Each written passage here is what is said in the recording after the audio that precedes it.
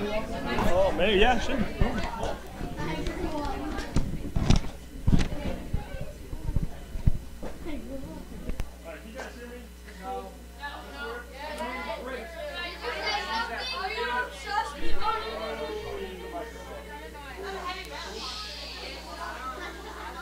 How's this? Oh, okay. So yeah, I'm Eric Neumeister. You guys know me. I've been helping out Dig for about a year now, and it's going good. I helped out a little bit a few years ago too, so some of the older ones may know me as well from that. But my family has been Christians since before I was born, so I kind of always have grown up with that idea in mind. But I mean, I started out going to church probably when I was born. When I first remember being at church was probably around 5.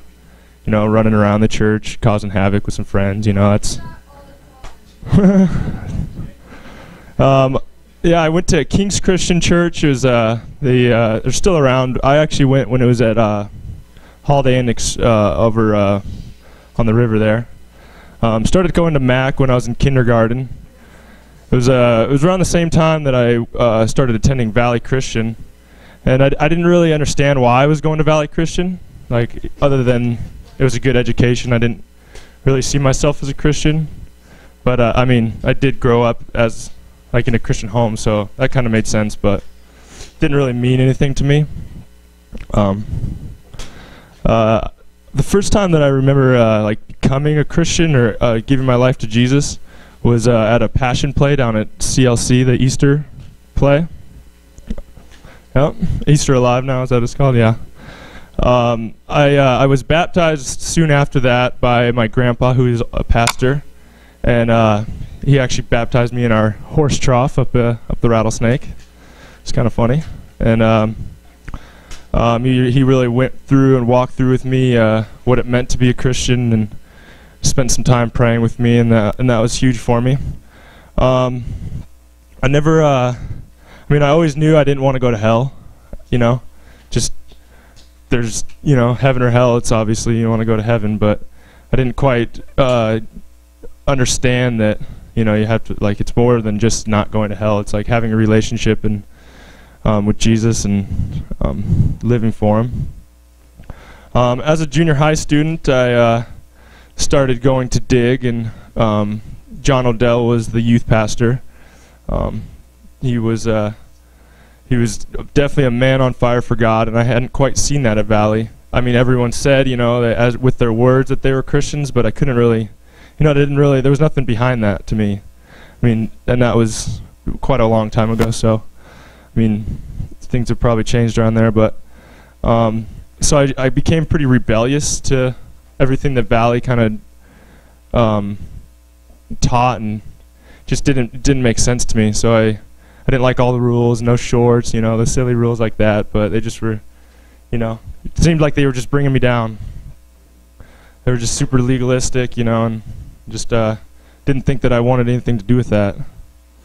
I first came to Summit quite a bit earlier than, or it was probably like 5th grade. They had like they were skateboarding up in the gym. They had, when they had carpet, they put up some ramps and stuff. That got shut down pretty quick because of holes in the wall. But and then after that I stopped going. So in 7th grade I started you know, really rebelling, and I started doing a little drinking and smoking. Started smoking cigarettes and marijuana, and that was kind of an issue for me. And real short after that, I met Robbie. He was on intern here for John Odell right when he was in college, so he came over on intern.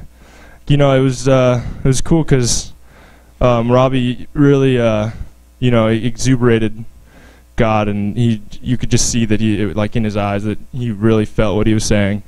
And at the same time, he could have fun, you know. He would, you know, yell and scream like the Robbie you guys know. It's pretty funny. So really connected with him on that. And we actually went up to Dickey Lake Bible Camp. I don't know if you guys have been up there, but spent the summer up there with him, and it was quite a life changer for me, because I saw how much he cared about the things he was saying, and how much he cared for me, and it was just it was fun. It was a good time. It wasn't like it didn't seem like it was holding me back. It was pushing me up. So it was really cool. Yeah. Also other people up there that I met, like the Myers family and some other friends that I met up at Dickey Lake. Just really, you could tell that they had fun, but they also loved Jesus, which was really a weird thought for me, because the friends that I had most fun with they didn't really care about Jesus, and they didn't quite see that. And so it was cool. So I stopped smoking and drinking and doing all that stuff, and it was pretty cool for me for a few years, and but then I started dating this girl, and she wasn't a Christian, and it just kind of took me to a different place in my life where I don't know, got sucked into that, and it was, she didn't have the same values as my other friends that were Christians had, and just kind of started falling away from hanging out with the right people, and just started hanging out with a different crowd, and got back into smoking. And she was I don't know, it was quite hard for me. I moved down to Colorado and to Breckenridge, and that was like the year right before, or that fall right before I moved down there, they like legalized marijuana, so it was like huge down there, and so I got even deeper into that, and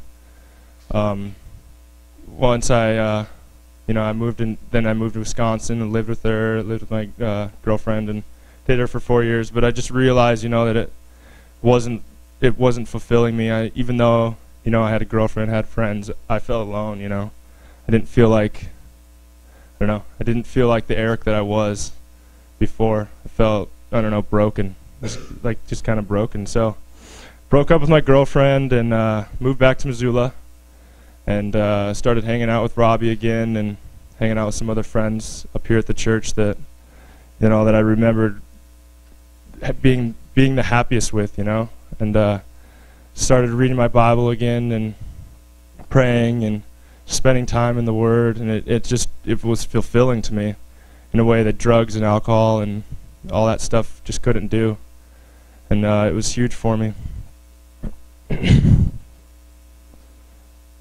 So yeah, I just started to quit all those addictions that I had, and it really opened my eyes to the time that I spent in that. It just didn't give me anything. It just left me and took things from me. It wasn't good.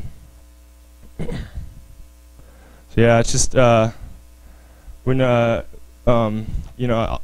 look back on my life, I can just see all the times that God was there, even though I was going on my own way, but He kept pulling me back in. He used friends, or He used different things that were important to me, and it was really cool to see. Yeah, and I know that without God's help, I wouldn't be where I am today in front of you guys. I don't even know where I'd be, but this is definitely not where I'd be. It's cool to see, and I know that God will pursue you guys. So just let Him, Don't run like I did. Just follow Him. Beat to the punch, So, yeah, about it.